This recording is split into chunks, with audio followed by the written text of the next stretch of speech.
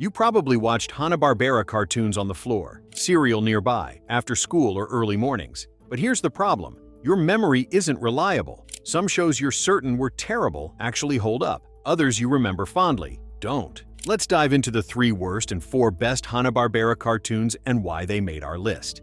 Best, The Flintstones.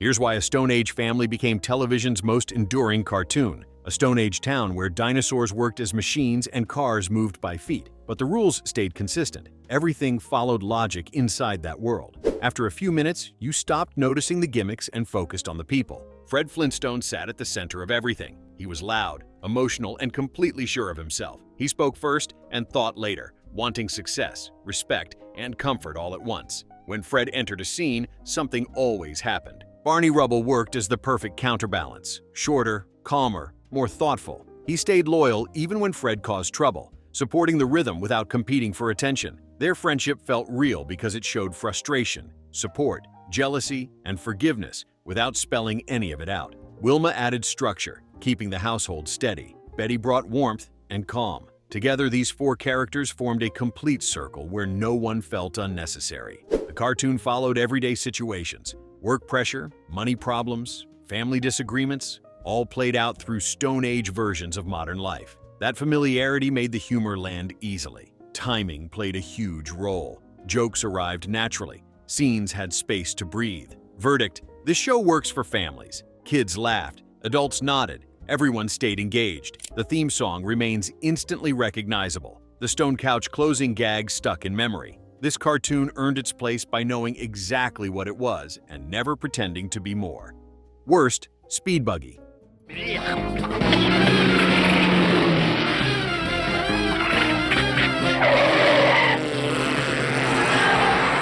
This talking car cartoon sparks instant debate, but not for the reasons you'd expect. Many people remember watching it, yet few remember much about it. The talking car often comes to mind first, and that alone explains the problem. Characters should lead memory, not concepts. The setup followed a familiar pattern. Group travels, mystery appears, chase follows. The structure moved quickly, but depth stayed thin. Conversations passed without sharp edges. Personalities blended together instead of standing apart. As a kid, it felt fine in the moment. Colors stayed bright, pace stayed quick. You watched because it filled the time slot. But once the episode ended, excitement faded fast. No scene begged replay. No line echoed in memory. Verdict: modern viewers often describe it as background noise from childhood television. They remember the title and concept, but specific moments feel harder to reach. Critics point to impact as the missing piece.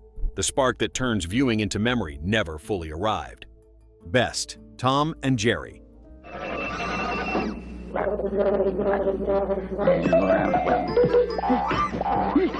No words, no introduction needed, yet it grabs your attention every single time. You could sit down halfway through any episode and understand everything in seconds. The cartoon relied on movement, sound, and timing instead of words. The action guided your eyes. The music shaped the mood without explaining anything. Tom wanted control and order. Jerry wanted freedom and clever solutions. Their conflict stayed simple, yet endless. Every episode found a new way to push that same tension without repeating itself. Tom's frustration drove most scenes. His expressions carried emotion clearly: anger, hope, embarrassment, confidence, defeat, all without dialogue. Jerry balanced that with calm confidence and quick thinking. The chaos felt constant. Objects flew, chases stretched across rooms. You laughed because it felt natural, not because a line told you when to react. It played the same in every living room, in every country, at every age. Verdict: many viewers still remember watching Tom and Jerry as a shared family moment. No discussion needed, just eyes on the screen and laughter following naturally. When people rank animated duos, this pair stays in the top because they still hold up today. Worst, the Hair Bear Bunch.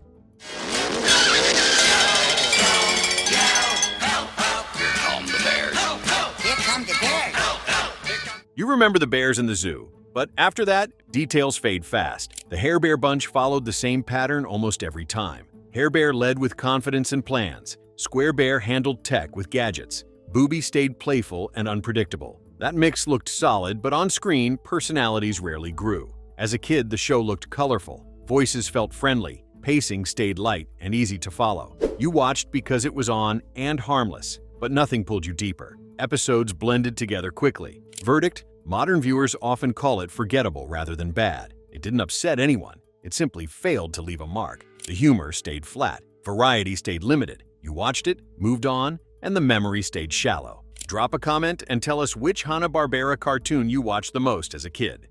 Best. Scooby Doo, where are you? There's something mighty fishy about Ebenezer Shark. I'll say there is. Yeah, he looks more like a barracuda.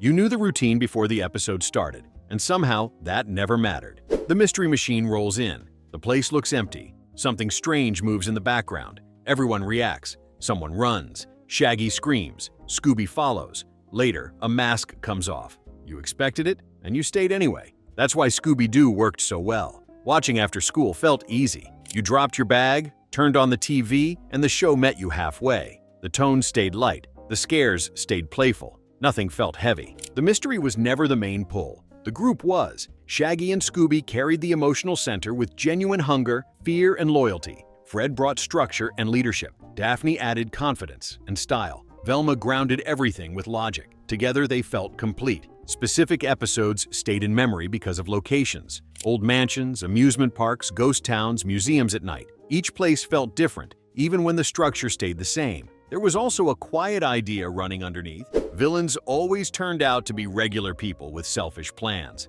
No magic, no real monsters. That shaped how kids understood fear without explaining anything directly. Verdict: you don't get endless reboots by accident. And be honest, when that theme music starts, you recognize it instantly, don't you?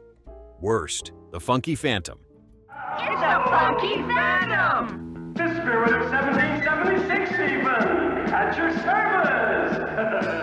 The concept sounded solid, but something went wrong in the execution. A ghost from the past, a group of kids, mysteries tied to history. For a kid flipping channels, it looked worth stopping for. When the episode started, the feeling shifted. The tone never fully locked in, moving between playful and suspense-driven without choosing a clear direction. The ghost himself had a friendly design but lacked strong personality. He appeared often, yet rarely drove the action. The kids filled the screen, but none stood out long enough to stay in memory. They reacted to events rather than shaping them. The mysteries followed familiar beats but lacked tension or surprise. As a kid, you still watched it. It came on at the right time. The animation looked clean. But once the episode ended, there was little reason to talk about it later. No moment begged replay. No character demanded attention.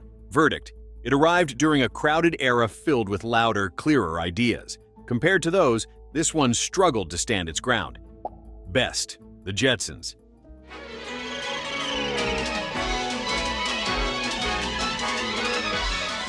This wasn't just about flying cars. It was about a family you actually cared about.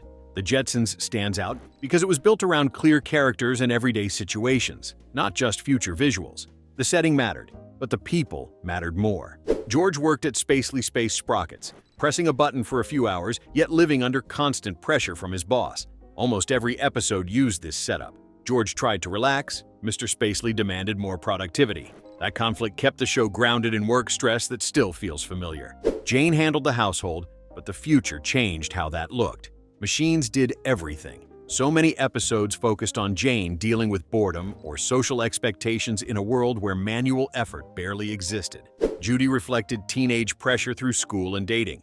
Elroy added curiosity with inventions and science mishaps. Rosie the robot became a memorable presence with emotional awareness, not just background machinery. The show predicted video calls, smart homes, automated workplaces, and wearable technology. As a kid, this felt like pure magic. You sat there thinking this was how life would look when you grew up. Verdict: that balance between characters, daily life, and future ideas explains why the cartoon still works. It didn't depend on visuals alone. It stayed clear, relatable, and easy to enjoy. 7 cartoons, 7 very different paths. Some stayed strong in memory, others faded quietly. They all shared childhood space, but execution made the difference. Characters carried the best ones. Weak entries filled time, not conversation. So which still pulls you in today? Like the video, subscribe, and stay tuned for our next breakdown.